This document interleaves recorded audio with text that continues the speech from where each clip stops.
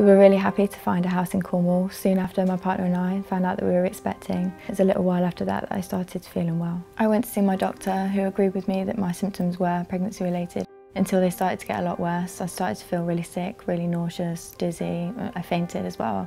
It wasn't too long after that that we started to smell gas at the house. So we eventually called out Wales and West Utilities to the house, who came and condemned the boiler within moments. Jade was lucky, but she isn't alone.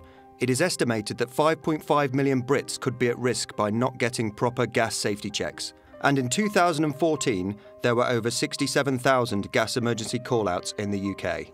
I had no idea what soda poisoning was before this happened, and I didn't realise that it could make you so ill. Carbon monoxide doesn't have an odour and has several symptoms: headaches, nausea, vomiting, and in extreme circumstances collapse and even fatality. The average cost of a gas safety check to the customer is around £60 average. One thing I would say is that that's a small price to pay to keep you and your families safe.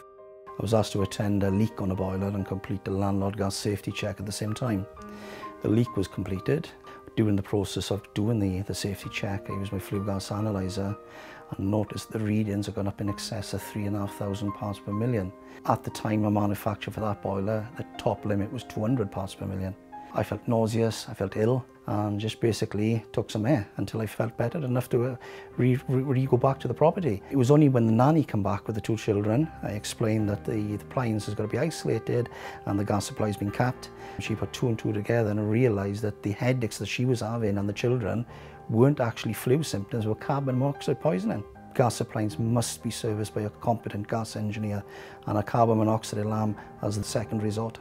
You want to keep you and your families safe in your home, and a key way of doing that is by having that all-important annual gas safety check. I would always make sure that there is a gas safety certificate for any house that you live in. We were lucky, our story could have been very different.